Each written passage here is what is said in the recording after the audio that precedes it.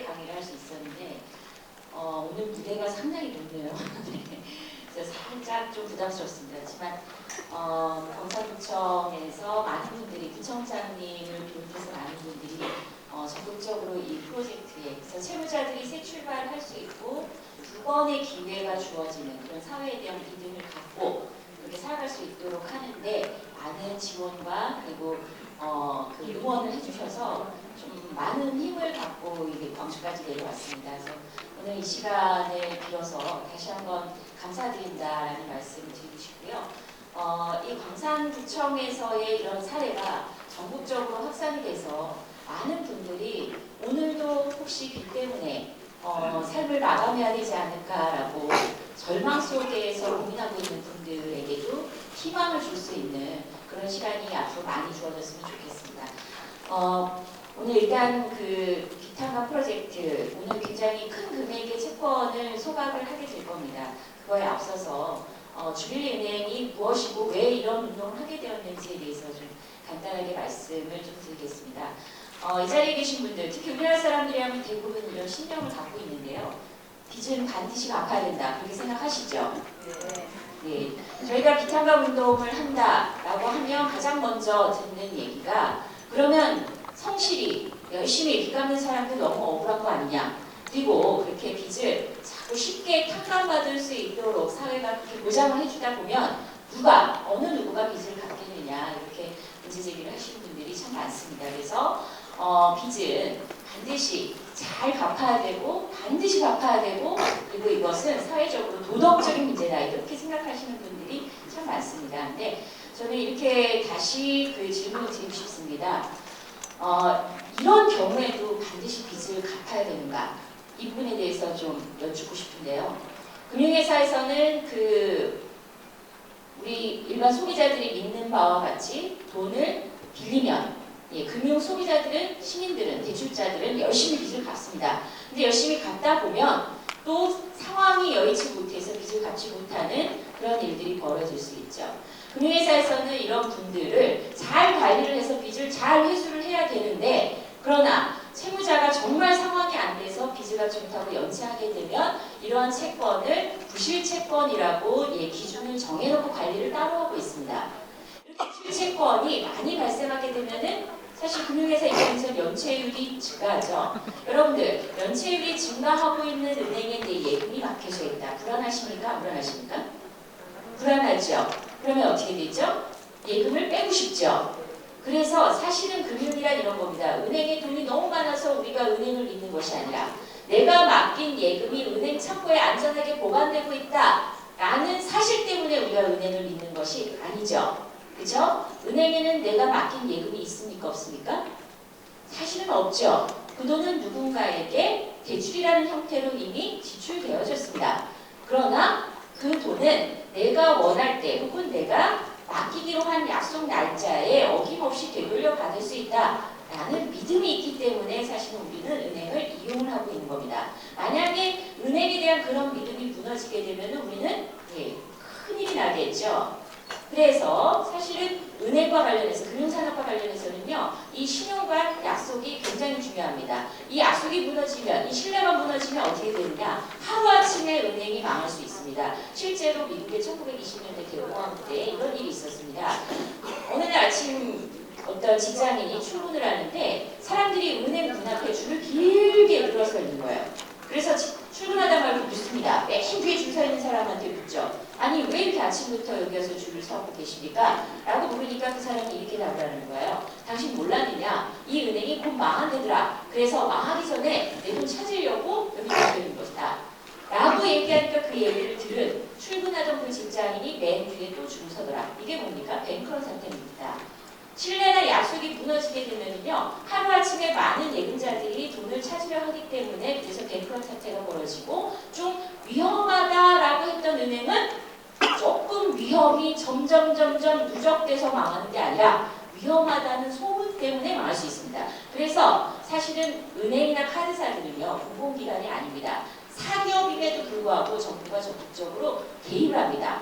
다른 사업에서는 개입하지 않는데 은행이나 카드사들은 정부가 어떻게 개입하냐면 위험하지 않게 않게 경영하도록, 망하지 않게 경영하도록 그 개입을 하고 있습니다. 이게 바로 건전성 가이드라인이라는 겁니다.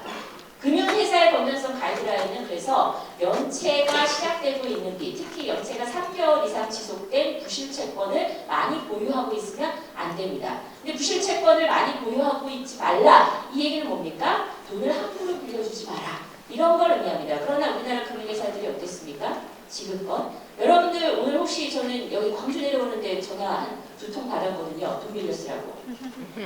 그런 문자나 전화 자주 받으시죠? 우리나라가 세계에서 유일하게 하루에 돈 빌려 쓰라는 광고를 TV를 통해서 1100회 이상 방영을 하고 있습니다. 저희가 학교에 가서 애들한테 물었습니다. 한 1000여 명 어린이들 모아놓고 얘들아 돈이 필요하면 어떻게 해야 되니? 그랬더니 애들이 1588 땡땡땡땡. 예. 그렇게 세뇌가 당할 정도로, 세뇌가 될 정도로 사실 돈이 필요하면 돈을 빌려 쓰는 것이다 라고 얘기를 하고 있고요. 가난한 사람한테 돈을 빌려주는 것은 마치 아름다운 이야기인 것처럼 끊임없이 서민금융을 확대해야 되고 강화해야 되고, 전세값이 치솟으니까 정부가 하는 게 뭡니까? 정부 정책의 핵심이 전세자금 대출을 확대해 주는 거예요. 대학 등록금이 비싸다고 하니까 정부 정책이 어떤 방향으로 나왔습니까? 등록금 대출을 확대해 주는 겁니다. 모든 정부 정책이 사실은 복지가 필요하고 일자리가 필요한 정책조차도 돈 빌려주는 정책으로 일관돼 왔습니다. 금융회사도 마찬가지죠. 외환위기 이전까지만 해도 우리나라 금융회사들은요, 개인들한테 돈을 잘 안 빌려줬습니다. 왜 그랬을까요? 위험하니까? 가 아니죠. 그때 당시만 해도요, 외환위기 이전까지만 해도 대기업에서 차익 경영을 많이 했죠. 한마디로 은행에서 돈을 많이 빌려다가 투자를 열심히 했습니다. 지나치게 많이 빌려서 투자하다가 결국은 우리가 맞게 된 게 외환위기입니다. 외환위기를 맞고 나니까 대기업들이 정신이 확 든 거예요. 확 든 게 뭐냐면 돈을 많이 빌려서 경영하면 아무리 금리가, 아무리 이자가 싸더라도 한순간에 망할 수 있구나. 이런 교훈을 얻게 됩니다. 그래서 외환위기 지나면서 대기업들은요, 은행에서 돈을 빌려서 투자하는 것을 자제하고 있습니다. 그래서 최근에 조사를 해보니까 대기업들은, 특히 우리나라 10대 기업들은 은행에서 돈을 빌려서 투자를 하는 것이 아니라 적극적으로 저축을 하고 있습니다. 우리나라 대기업들의 저축률은 지금 독일 대기업들의 저축률보다 높습니다. 참 거꾸로죠. 원래 개인들이 돈을 벌어서 월급을 타서 남는 돈을 저축을 하면 그 돈을 모아서 사실은 기업에 돈을 빌려줘서 기업이 그 돈을 가지고 뭐합니까? 투자를 하는 겁니다. 그렇게 기업들이 빌려간 돈은 자본으로 전환이 돼서 투자가 돼서 다시 또 다른 새로운 부가가치로 되돌아오죠. 그래서 우리한테 이자 수입으로 되돌아옵니다. 근데 외환위기 지나면서 은행들은 큰일이 났어요. 대기업들이 돈을 빌려가지 않으니까 고객이 없어진 겁니다. 그래서 그때부터 외환위기 지나면서부터 금융사와 그리고 언론이 총동원이 돼서 우리한테 뭐라고 얘기했습니까? 빚도 자산이다. 신용카드를 발급받고 신용카드를 적극적으로 써야만 신용등급이 올라간다. 신용등급이 올라가야만, 그래야만 대출 받을 때 유리하다. 마치 전 국민이 대출을 이용하는 것이 당연한 듯이 그렇게 끊임없이 지금하게 마케팅을 해왔습니다. 그 결과 우리나라 사람들이 점점 외환위기 이전만 해도요, 이런 믿음이 있었거든요. 빚은 소유자가 묻는다. 한마디로 소가 뭡니까? 우리나라 사람들한테는요, 전통적으로 소라는 의미는 전 재산을 의미합니다. 돈을 빌렸으면 전 재산을 잃어버릴 수 있다라는 믿음을 갖고 있었기 때문에 외환위기 지난 1998년도까지만 해도 우리나라 저축률이 세계 1위였어요. 그때 저축률이 23%나 됐습니다. 근데 언론과 금융사의 지변 마케팅 때문에 점점 가계부채가 늘기 시작하더니 심지어 어느 순간 어떻게 생각하게 됐습니까? 빚도 실제로 자산이고, 빚내서 투자해서 집값이 오르면 돈 버는 것이고, 그리고 생활비가 부족해서 급전이 필요하면 우리 초등학생 아이들처럼 1588 땡땡땡땡 주는 것이 당연한 것처럼 생각하게 되고요. 이런 마케팅을 집요하게 했다는 얘기가 뭡니까? 그동안 금융회사들은요, 적극적으로 돈을 쉽게 마구 빌려줬기 때문에 점점 금융회사 안에 부실채권이 쌓여가고 있다는 얘기입니다. 아까 얘기 되돌아가서요, 부실채권이 많이 늘어나면 그 은행이 어떻게 된다고요? 불안하죠. 그렇죠? 부실채권이 늘어나면 3개월 이상 연체된 부실채권이 늘어나면 그 은행이 불안합니다. 그래서 적극적으로 정부에서는 이 부실채권을 늘리지 마라 했는데 이미 늘렸어요. 이미 드러난 부실채권 그대로 안고 있자니 망한다는 소문에 휩싸일 것 같고 그러니까 그때 은행이 하는 게 있습니다. 어떻게 하느냐? 부실채권을 없애버립니다. 아까 빚은 반드시 갚아야 된다 이렇게 믿고 계시다고 그러셨죠? 질문을 다시 해볼게요. 만약에 김아무개 씨가 삼성카드에서 100만 원을 빌렸습니다. 100만 원 빌렸는데 잘 갚다가 갑자기 직장을 잃는 바람에 못 갚게 돼서 3개월 정도 연체됐어요. 그럼 김아무개 씨가 빌린 삼성카드의 100만 원짜리 채권, 이건 부실채권이 된 거죠. 그쵸? 부실채권입니다. 원래 김아무개 씨가 삼성카드에서 빌린 100만 원은 삼성카드에 실제 존재하진 않죠. 그쵸? 돈은 없습니다. 왜냐하면 김아무개 씨 주머니로 들어갔으니까. 그렇지만 장부상에선 자산으로 돼 있죠. 근데 이게 연체가 되면 부실자산. 부실자산이 늘어나면 정부에서 제재를 당해요. 혼이 납니다. 그러니까 이걸 없애야 돼요. 어떻게 없애냐면요. 연말에 장부상에서 자산으로 잡혀있던 100만 원이 영원이 됩니다. 쉽게 얘기해서 뭐냐면 결손 처리를 합니다. 다시 여쭤볼까요? 자, 김아무개 씨가 삼성카드에서 100만 원을 빌렸는데 연체하니까 삼성카드 측에서 100만 원, 없는 돈 취급하면서 없는 채권으로 0으로 만들어버립니다. 자, 이럴 경우에도 빚을 갚아야 될까요? 갚아야 됩니까? 안 갚아야 됩니까? 네. 잘 모르시겠습니까? 많은 분들이 당황해하죠. 아니, 카드사에서, 은행에서 3개월 연체하면 연말에 그렇게 진짜 장부상에서 없애냐? 실제로 해마다 수조 원에 달하는 부실채권들이 연말 되기 전에 결손 처리가 됩니다. 100만 원을 갚아야 되는 돈이었다면 이게 영원이 돼요. 그렇지만 채권은 사라지지 않습니다. 왜냐하면 많은 사람들이 실제로 채권이 이런 방식으로 부실채권이 결손 처리되고 있다는 사실을 잘 몰라요. 결손 처리되고 있다는 사실을 모르다 보니까 여전히 뭐예요? 많은 사람들은 장부상에서 그 채권이 사라지든 존재하든 갚아야 된다라는 믿음을 여전히 갖고 있습니다. 그러니까 금융회사 입장에서 어떻습니까? 장부상에선 영원 처리하지만 갚아야 된다는 믿음이 존재하기 때문에 그 믿음을 전제로 그 채권을 여전히 유효한 것으로 간주합니다. 그래서 어떻게 하느냐? 그 채권을 장부상에서 빼버렸지만 그냥 들고 있자니 번거로워요. 그렇죠? 그러니까 그 채권을 대부업체에 팔아치웁니다. 그럼 다시 여기서 또 여쭤볼게요. 좀 내가 너무 부담스러워서 그러신가요? 들으시는 분들도 굉장히 부담스러운 표정을 듣고 계시니까 대답을 잘 해주시면 그게 참 재밌습니다.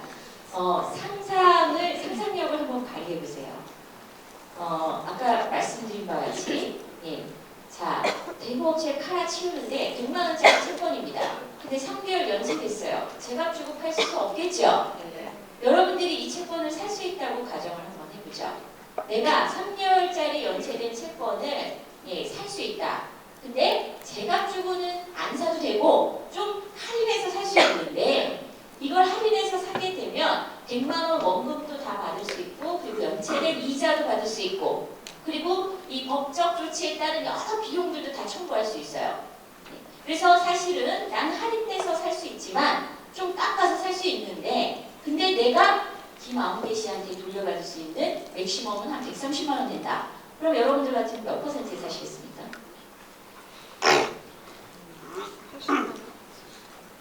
많은 분들께 제가 이 질문을 드렸는데요. 우리나라 사람들 정말 순진합니다. 착해요. 50%, 70%, 80%까지 얘기하시는 분 봤어요. 근데 금융회사에서 대부업체로 넘어갈 때 이런 부실채권이요. 원금의 5%에서 10% 수준으로 넘어갑니다. 그럼 100만 원짜리가 얼마에 팔려나가고 있는 거죠? 5만 원에서 10만 원에 팔려나갑니다. 5만 원에서 10만 원에 팔렸지만 그걸 얼마까지 회수할 수 있다고요? 130만 원까지 회수할 수 있습니다. 이 사업 잘하면 굉장히 대박 터질 것 같죠? 그런 믿음으로 뛰어드신 분들 굉장히 많습니다. 왜 많으냐? 이런 사업을, 이런 대부업을 이렇게 채권이 할인돼서 사서 추심할 수 있는 이런 대부업체를 운영하는 게 너무 쉽기 때문이에요. 저희 주빌리은행도요, 사실은 법률적으로는 대부업체입니다. 제가 대부업자로 등록하기 위해서 어떻게 했냐면요, 대부업협회 가서 8시간 교육받고 그리고 나서 구청 가서 10만 원 등록비 내니까 사업자 등록증이 나옵니다. 사실은 사무실도 필요 없고요. 자본금도 필요 없어요.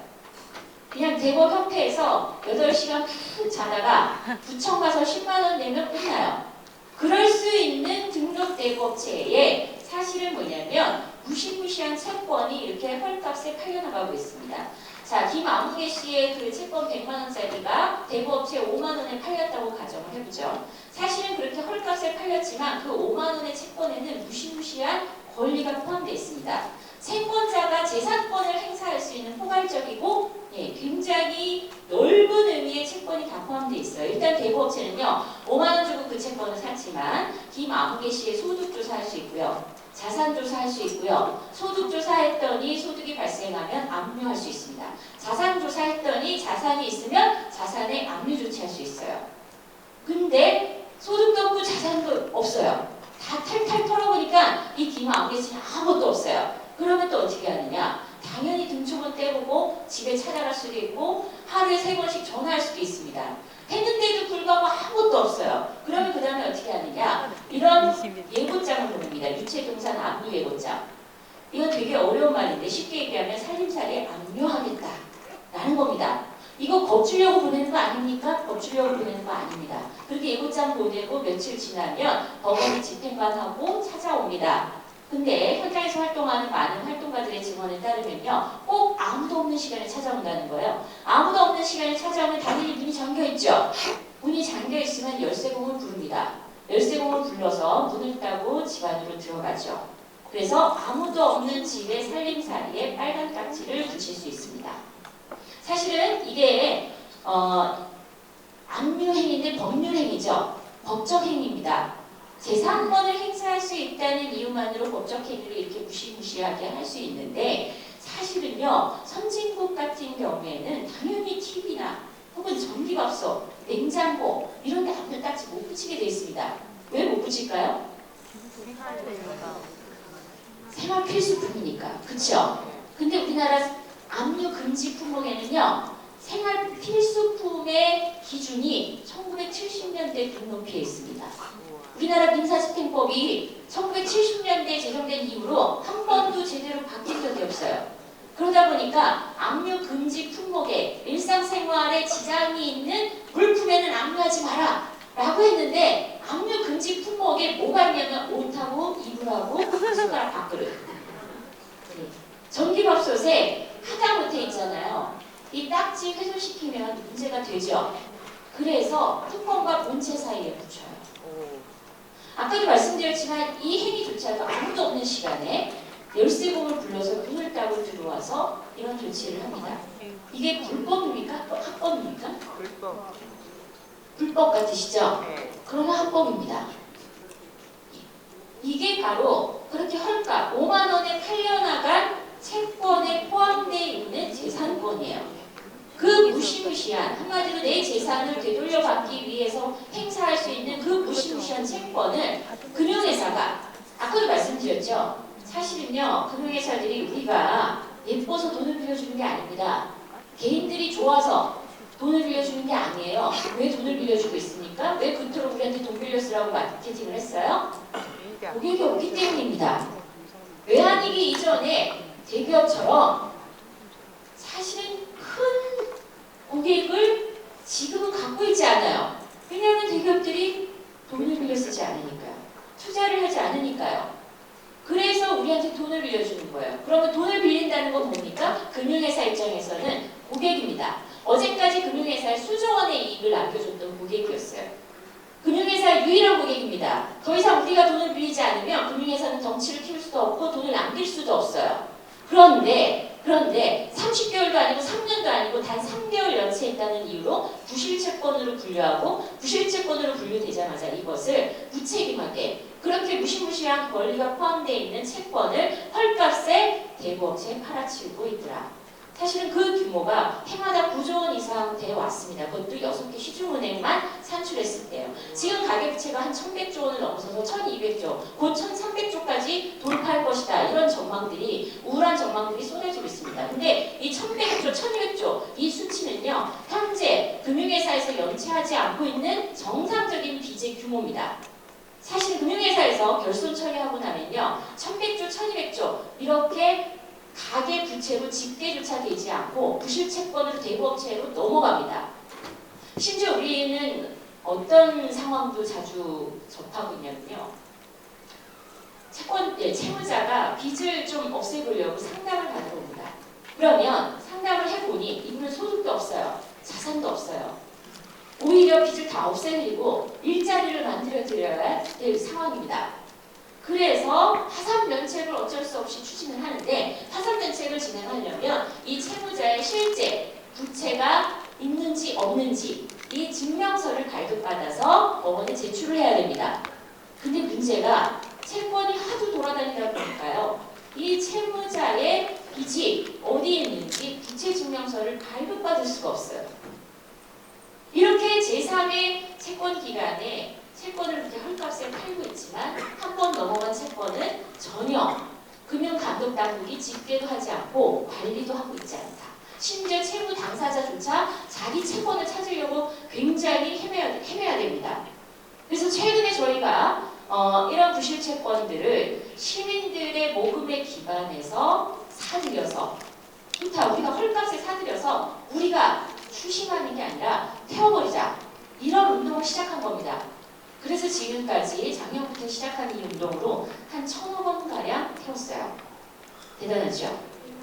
별로 감동이 없으신가요?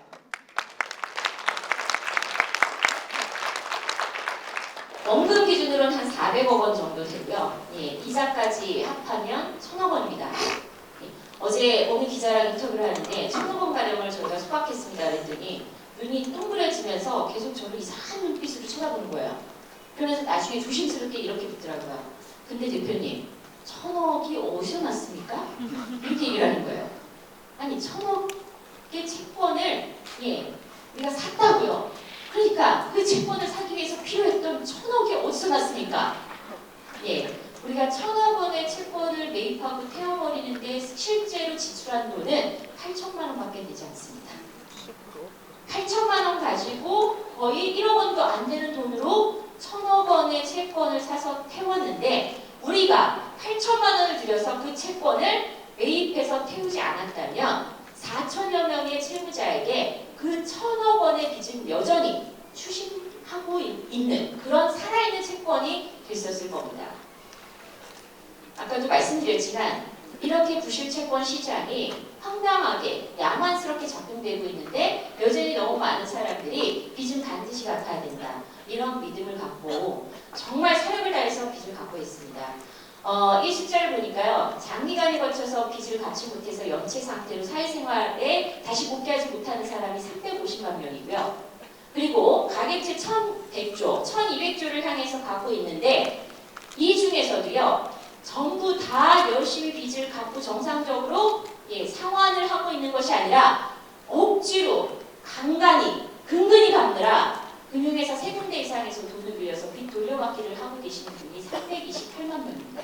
둘을 합하면 700만이죠. 우리나라 경제활동을 하고 있는 인구가 2천만입니다. 그러면 경제활동을 하고 있는 사람 6명 중 1명은 뭡니까? 장기연체 상태로 도저히 사회생활에 다시 복귀하지 못하는 사람들이거나, 아니면 금융회사 3군데 이상에서 돈을 빌려서 빚 돌려막기를 하고 있는 사람들. 이 빚 돌려막기 하는 사람들의 운명도 조만간 연체가 시작될 수밖에 없고, 연체가 시작돼서 3개월이 지나면 부실채권으로 분류가 되고, 부실채권으로 분류가 되면은 또 다른 채권기관에 팔려나가서 결국은 강도 높은 추심에 사회생활과 모든 사회관계를 단절시키는 그런 극단적인 상황에 처하는 사람들이 될 겁니다. 3명 중에 1명입니다. 굉장히 심각한 상황입니다.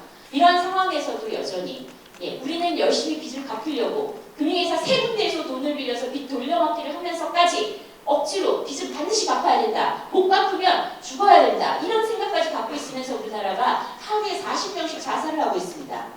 많은 금융 소비자들이, 많은 채무자들이 이렇게 열심히 사실은 빚을 갚고 있었는데 알고 보니까 한때 금융회사에 수조 원의 영업이익을 안겨준 그 고마운 고객이 빚을 갚지 못하니까 극단적인 상황에 내몰리는 연체자 신분이 되고, 그런데 그 사이에 채권 기관들은 알고 보니까 그 채권을 헐값에 대부업체에 팔고 있습니다. 여러분들 이런 생각 드시지 않으세요? 금융회사가 그렇게 헐값의 재산의 대부업체, 채권 기간에 채권을 팔아 넘길 것이 아니라 차라리 그 채무자에게 5% 10% 팔아 넘기는 게 아니라 빚을 좀 원금을 깎아줄 테니 좀 갖자. 채무자에게 한 20% 받고 끝냈더라면 더 좋지 않았을까요? 그렇지 않았을까요?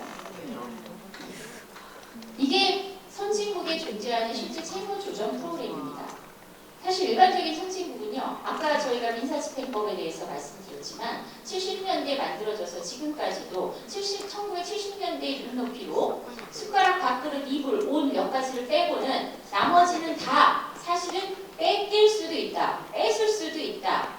내가 재산권을 행사하기 위해서 저 사람의 그 일상생활은 그거는 일상이 아니다. 이 사람은 빚을 갚기 위해서 당연히 숟가락, 밥그릇, 옷, 이불 몇 가지를 빼고는 다 빚 갚는데 사실 써야 된다. 이렇게 법으로 정하고 있지만요. 미국만 해도 1억 원 이상의 집, 1억 원 미만의 집, 그리고 자동차, 이거는 애초에 처음부터 압류 금지 품목에 사실 존재하고 있습니다.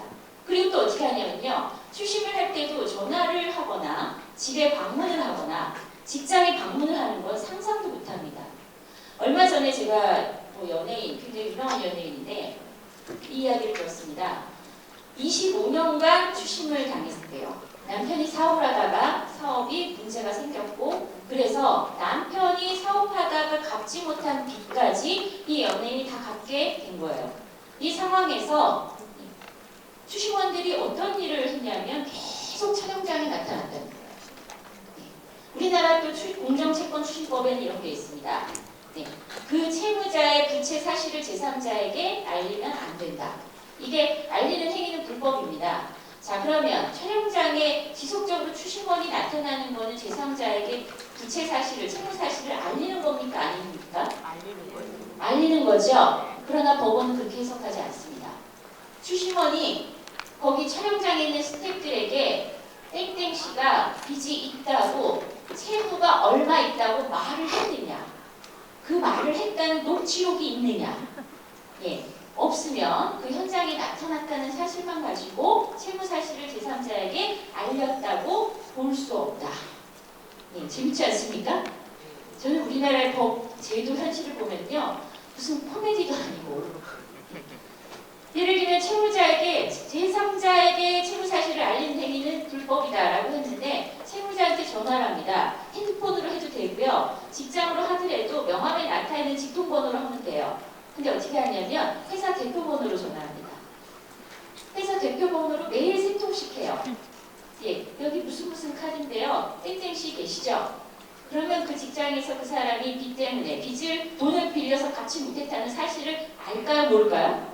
알아요. 당연히 알죠. 그러나 그건 뭐냐면 여전히 채무 사실을 땡땡씨가 빚이 있습니다 라고 고시고대로 말한 사실이 녹취록이 있느냐 없느냐 없기 때문에 그거 제3자에게 알리는 행위가 아니다.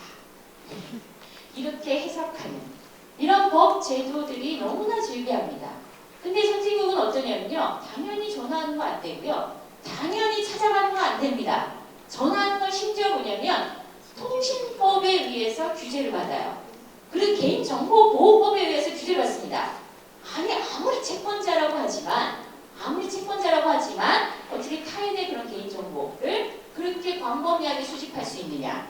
그리고 수집된 정보라 하더라도 어떻게 그렇게 통신상의 일상 권리를 침해할 수 있느냐 라는 이유로 사실은 금지하고 있습니다. 채권자에게는요, 선진국이 허락하고 있는 재산권의 범위는 딱 이겁니다. 소득조사할 수 있지 않느냐. 소득조사해서 소득이 있으면 어떻게 하면 됩니까? 압류하면 돼요. 그쵸? 재산조사할 수 있지 않느냐. 재산조사할 땐 재산이 있어요. 그럼 어떻게 하면 됩니까? 압류하면 됩니다. 근데 왜 전화하고 왜 찾아오고 왜 살림살이 압류합니까? 소득도 없고 재산도 없습니다. 다시 한번 여쭤볼게요. 소득도 없고 재산도 없는데 심지어 그 채권자는 그 채권 헐값을 샀습니다. 소득도 없고 재산도 없는 사람에게 헐값의 채권을 사들인 채권자가 집에 찾아오고 살림살이 압류하고 이런 식의 과도한 채권 추심을 하는 것이 정당합니까? 아닙니까? 문제가 있죠? 문제가 있지 않습니까? 겨우 5만 원 주고 산 채권으로 어떻게 그 집에 열쇠금을 들어서 아무도 없는 시간에 문을 따고 들어가서 살림살이 압류를 할 수 있는가. 저희가 생각하다 보면 이런 사례도 접수가 됐습니다. 15년 전에 남편이 폭력을 행사해서 이혼을 한 거예요. 그래서 15년 동안 이분은 쉼터에 있었습니다.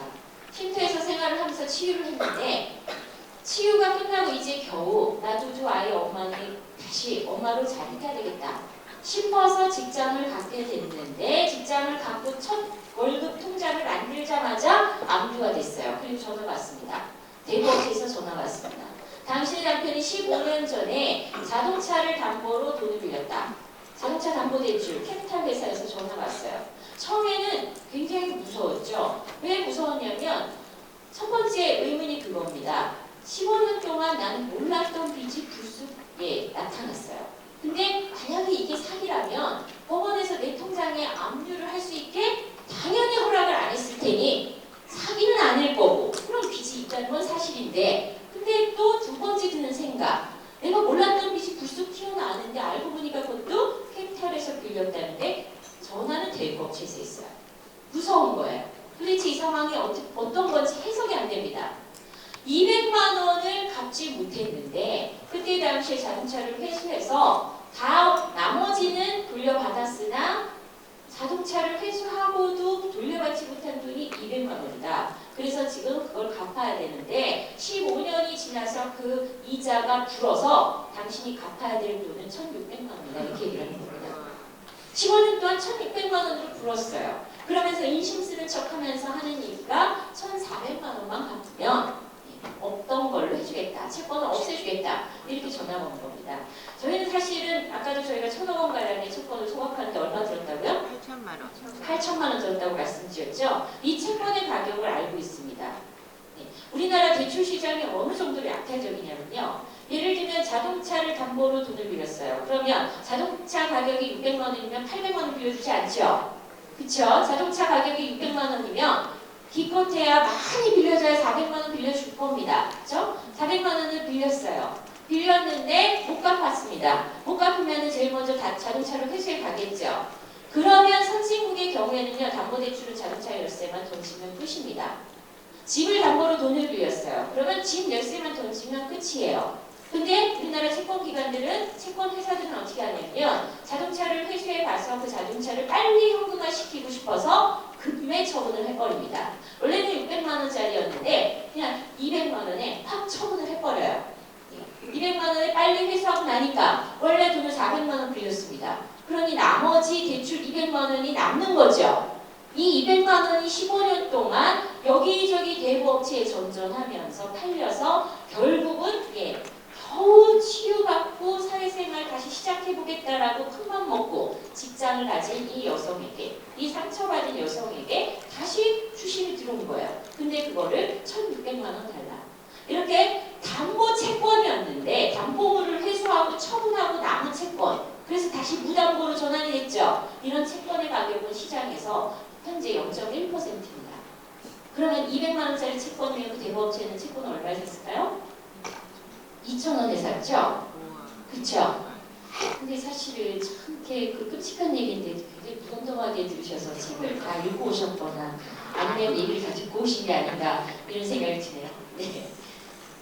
200만 원짜리 채권인데 사실은 2,000원에 대부업체에서 매입했을 겁니다. 2,000원에 매입해서 1,600만 원을 갚으라고 종용을 하고 있습니다.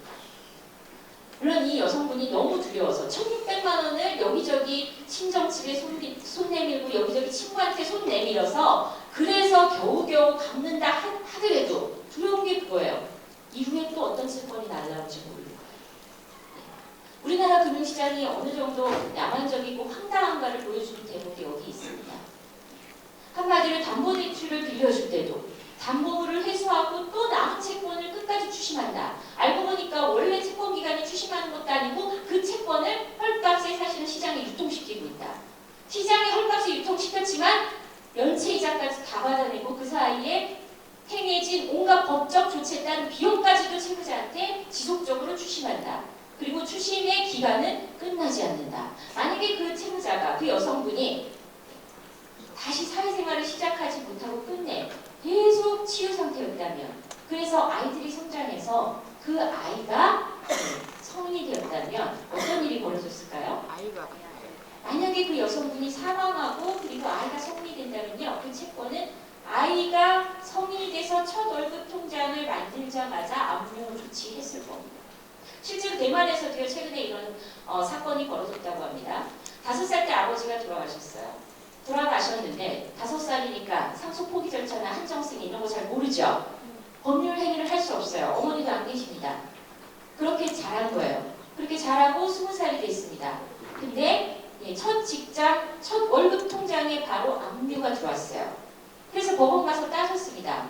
그때 법원에서 무슨 얘기를 했냐면, 왜 너는 진작에 아버지의 빚이 상속됐을 때 왜 상속 거절을 안 했느냐? 5살짜리가. 그렇죠.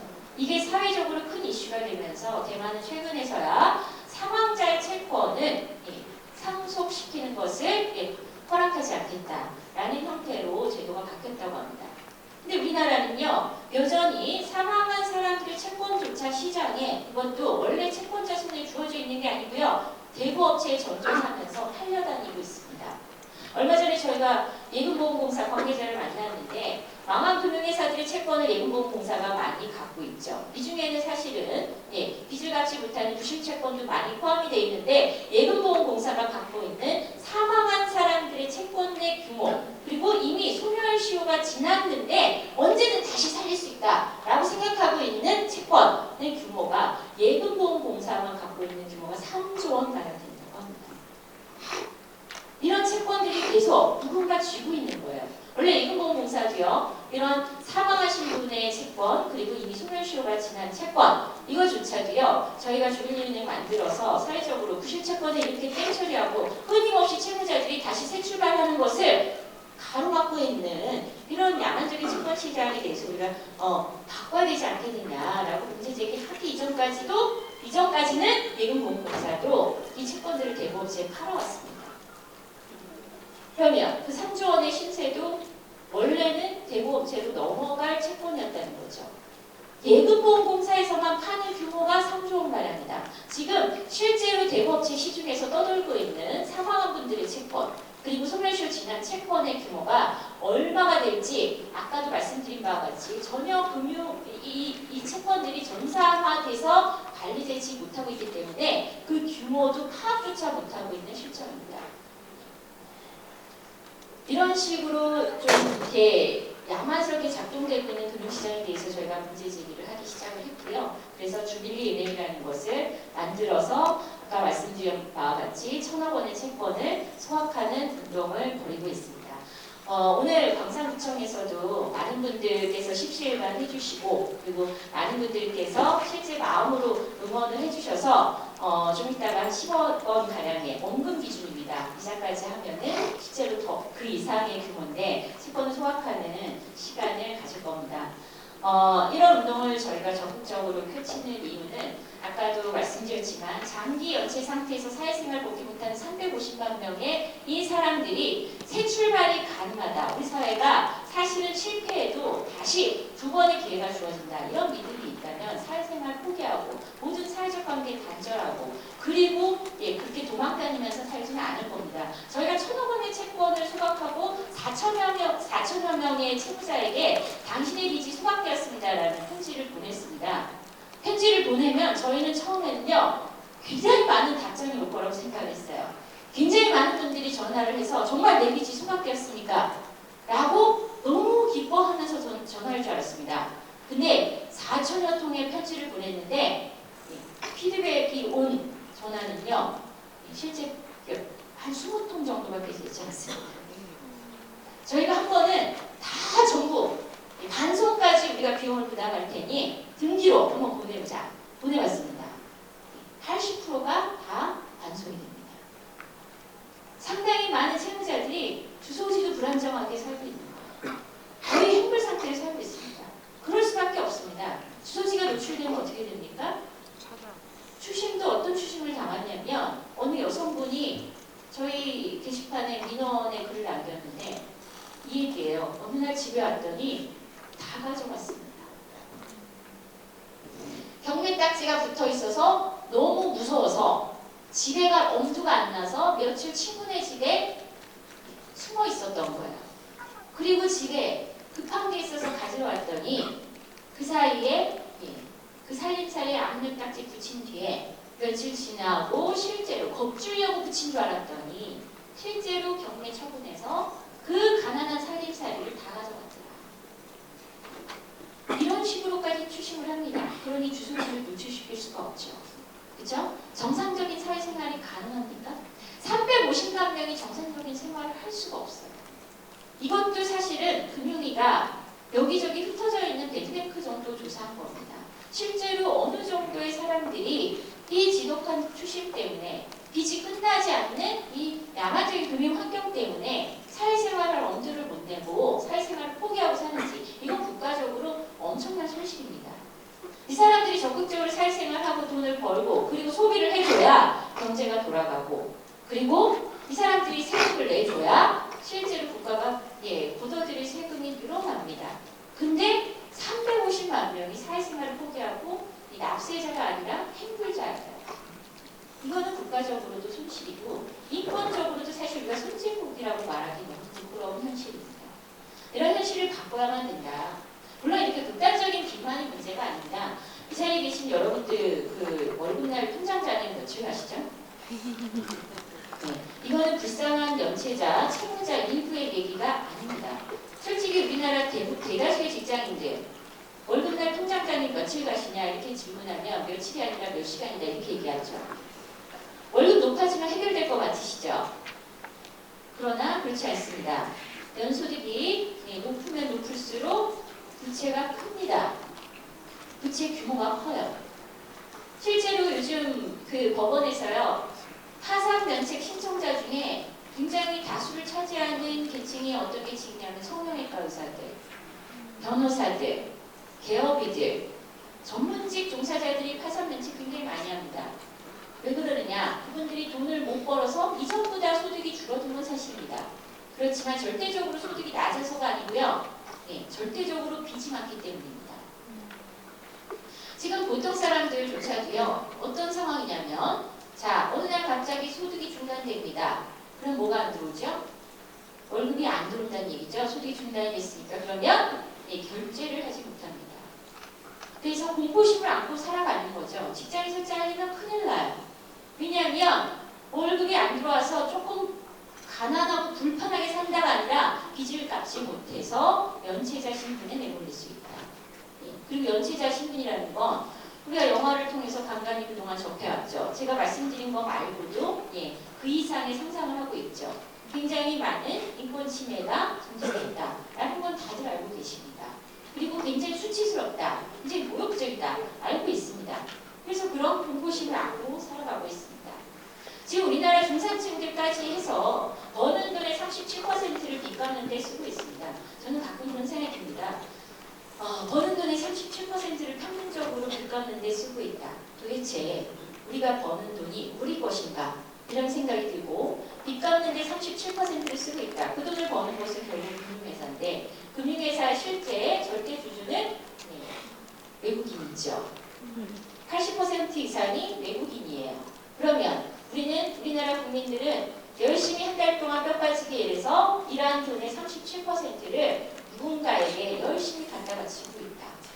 거의 금융 식민지가 아닌가, 이런 생각이 들 때가 참 많습니다. 이건 지금 현재 연차하고 있는 몇 명만의 얘기가 아닙니다.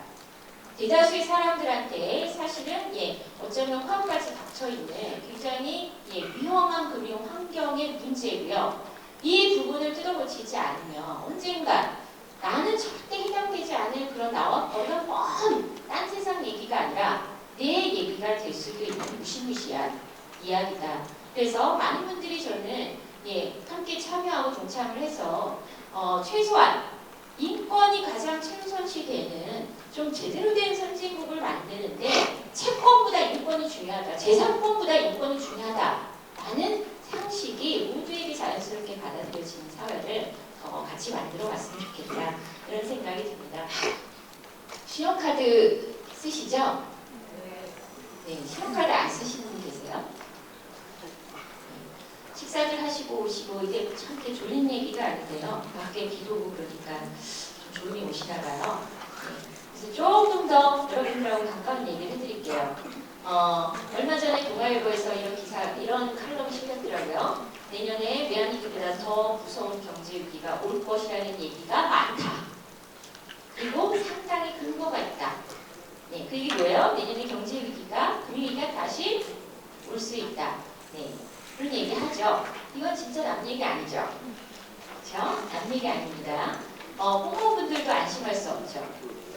얼마 전에 서울 그 부평구는 공무원분들의 월급 편성을 3개월 이상 할 수 없는 상황까지 굉장히 어려운 재정 상황이다. 이런 얘기를 들은 적이 있는데요. 금융위기, 경제위기 남의 얘기 아니죠. 동아일보에서 그런 기사를 실으면서 물론 뭐 이거는 다 노동시장에서 해고를 자유롭게 하도록 노동법을 바꾸지 않은 야당 때문이다. 이렇게 이제 진단을 내렸는데 저는 그 기사를 보면서 굉장히 두려웠던 게 그겁니다. 진짜 내년이 위험한가 보다. 근데 지금 지표상으로는 굉장히 심각한 건 사실입니다. 우리나라만 힘든 게 아니고 유가가 바닥치면서 지금 중동시장에서 모든 경제가 얼어붙고 있기 때문에 조선업이 지금 제일 먼저 구조조정 들어간다. 이거 계속 신문에 그 헤드라인으로 장식하고 있는 것으로 알고 있습니다. 경제 굉장히 어렵습니다. 경제가 어렵고 금융상의 문제가 발생할 수 있다. 이게 뭘 의미하냐면요. 여러분들이 현재 사용하고 있는 신용카드 한도가 내년에 대폭 축소될 수 있다. 또 어느 날 갑자기 축소될 수 있다. 여러분들이 실제로 빌려 쓰고 있는 마이너스 통장 내년에 만기연장 안 될 수 있다. 여러분들이 빌려 쓰고 있는 주택담보대출 이거 만기연장 안 되고 원금 같이 상환하라고 할 텐데 경우에 따라서는 주택 가격이 떨어지면 1억을 빌렸으면 집값이 떨어졌으니까 고객님 주택담보대출 한도가 하락했기 때문에 이번 달 말까지 원금의 한 2천만 원은 상환을 하셔야 됩니다. 라는 통보를 급작스러운 원금 회수 통보를 받게 될 가능성이 높습니다. 금융이 경색된다는 건 여러분들이 사용하고 있는 모든 신용이 어제와 다르게 갑자기 폭우가 몰아칠 수 있는 그런 엄청난 변화를 예고하는 것을 의미합니다. 신용카드 사용하고 있으시다면요, 다른 건 모르겠는데 당장 신용카드를 줄여나가고 궁극적으로는 신용카드 없이 생활할 수 있는 구조로 빨리 바꾸셔야 됩니다. 경우에 따라서는 신용카드 한 장 때문에 면책자가 될 수 있습니다. 신용카드 한 장을 막지 못해서 지금은 막는 거 문제 안 되죠. 왜 안 됩니까? 너무 많은 사람들이 방심하고 있어요. 지금과 전혀 다르다라고 생각하시면 돼요. 지금 신용카드 한도만큼 써서 갚아야 되는데 돈이 부족하면 어떻게 하면 돼요? 다른 신용카드를 사용하면 됩니다. 그러나 신용경색이라는 건 뭐냐면요. 그 모든 게 다 막힌다 라고 생각하시면 돼요. 그래서 내년에 급작스러운 변화가 있을 것이다 라는 얘기를 많이들 하고 있으니까 혹은 만약에 급작스러운 변화가 있을 거라고 얘기했는데 아니면 또 어때요? 그렇죠? 신용카드 없이 생활하는 구조를 만들어 놨는데 금융위기 아니네? 억울해 죽겠네? 이렇게 생각하실 일 없잖아요. 그렇지 않습니까? 선제적으로 사실 자꾸 너도 나도 조금 위험하다 얘기할 때는 선제적으로 재무 상태를 점검하고 돌아보고 위험한 게 없는지 사실 살펴봐야 됩니다. 일단 여러분들 스스로도 먼저 그렇게 조금은 이전과 다르게 옷깃을 좀 여기셔야 되고요. 신용카드 사용하실 때마다 이게 반드시 꼭 지금 필요한가? 내가 이걸 갖지 않으면 정말 병이 날 것인가? 이렇게 생각해보고 조금 신중하게 이전과 달리 많이 말고요. 조금씩만 신중하게 소비를 하시는 것도 필요하고 또 중요한 게 뭐냐면 주변에 빚 때문에 고생하시는 분이 있는지 빚 때문에 힘드신 분이 있는지 돌아보시고 저 이런 얘기를 들었거든요. 설명하는데 어떤 분이 손을 들어서 그러더라고요. 저랑 친한 분인데요. 그분은 정말 악의적으로 빚을 안 갚아요. 이렇게 얘기를 해요. 그래서 물어봤죠. 도대체 악의적으로 빚을 안 갚는다는 게 뭘 의미하는 거냐? 그랬더니 먹는 거 다 먹고 애들 심지어 휴대폰도 다 만들어주고 그러고 빚을 안 갚더라. 이렇게 얘기를 해요. 근데 사실은 그 사람이 악의적으로 빚을 안 갚는다는 건 이런 방법밖에 없죠. 뭐냐면 소득을 숨기는 거예요. 그럼 정상적인 직장 생활은 아니죠. 그렇죠? 다른 재주가 있어서 소득을 숨길 수 있는 그런 기가 막힌 방법이 있는 경우 그리고 또 재산을 숨기는 겁니다. 재산을 숨기는 건 뭐예요? 예. 돈을 빌리기 이전부터 악의적으로 내가 나중에 안 갚겠다라는 전제하에 예, 재산의 상당 부분을 이전시켜 놓는 거죠. 저 혹은 뭐예요? 이것도 나중에 금융회사가 바보가 아닙니다. 예, 채무자들이 쉽게 안 갚을 수 있도록 용인하는 그런 무능력한 곳이 아니에요. 자신의 재산을 회수하기 위해서 굉장히 유능한 곳이 금융회사입니다. 대부업체도 마찬가지예요. 큰 대형 대부업체들이 다 위치가 어디 있는 줄 아세요? 법원 앞에 있어요. 예전처럼 무식하게 가서 폭력적으로 그렇게 돈을 회수하거나 그러지 않습니다. 다 어떻게 하냐면요. 법대로 합니다. 우리나라 법이 사실은요. 채권자들에게 굉장히 유리하게 작동하고 있기 때문에 그들은 폭력을 쓸 필요가 없어요. 그냥 법대로 하면 됩니다. 그래서 다 대형 대부업체들은요. 법원 근처에 있어요. 예, 법적 조치만 열심히 하면 되거든요. 근데 이 법적 조치라는 것이 뭐예요? 굉장히 많은 재산권 행사를 허락하고 있기 때문에 굉장히 이들은 유능한 방법으로 재산을 회수할 수 있습니다. 눈에 띄게 재산을 숨기거나 현금을 숨기면요. 사기죄로 고발당해요. 다양한 방식으로 사실은 법을 동원을 해서 실제 자신이 되돌려받을 채권을 회수하기 위한 노력들을 합니다. 의도적으로 빚을 안 갚는 사람 거의 불가능하다 이렇게 생각하시면 됩니다. 주변에 빚을 갚지 못해서 어려워하시는 분들이 있다면 바로 이런 분들이에요. 그냥 밥을 굶어가면서 빚을 갚아야 되는 거 아니고요. 애들한테 이런 얘기하는 거죠. 친구들은 다 휴대폰 있는데 왜 나만 없어? 우리 집은 빚을 갚지 못하는 죄인이니까 휴대폰 같은 거 너한테 만들어줄 수 없어. 이게 아니죠? 그쵸? 이게 아닙니다. 먹고 살아야 되고요. 애들한테도 휴대폰이 필요하면 휴대폰 만들어줘야 되고요. 일상생활을 기본적으로 해야 돼요. 그거 하면서 빚을 갚지 못해서 또 다른 빚으로 돌려막기를 하고 있거나 혹은 밤에 잠을 못 자거나 이런 분들이 빚을 갚기 굉장히 고통스러운 분들입니다. 더 극단적으로는 뭐예요? 숨거나 혹은 어느 날 갑자기 이사를 하거나 가족이 해체되거나 이런 분들이죠. 이런 분들이 계시다면 여러분들이 적극적으로 이렇게 얘기해 주셔야 됩니다. 당신 잘못 아니고 이거 도움 받을 길이 있다. 도움 받을 길이 있으니 도움을 당당히 받고 그리고 빚 빨리 털어야 된다. 빚은 반드시 갚는 게 아니다. 그 채권 어차피 원래 빌려준 데에서 쉽게 포기한다. 걱정하지 마라. 왜 갚는 사람만 죽어라고 갚냐. 빌려준 돈을 회수해야 되는 입장에서 뭐예요? 쉽게 포기하는데 적극적으로 사실은 금융회사에 채무를 조정해달라는 요청도 해야 되고요. 그리고 내가 상황이 나아지면 다시 빚을 잘 갚겠다라는 금융소비자의 권리도 적극적으로 주장할 필요가 있다. 이런 이야기들도 이왕 빚탕감 운동을 이 광산구청에서 적극적으로 펼쳐나가는데 여러분들이 입에서 입으로 그래서 주변에 있는 많은 채무자들에게도 함께 전달을 해주시는 그런 것까지도 기대를 해보겠습니다. 더 많은 시간을 통해서 만나 뵙게 될 것 같고요. 이 이야기가 광산구청의 이 이야기가 많은 분들에게 희망이 됐으면 좋겠습니다.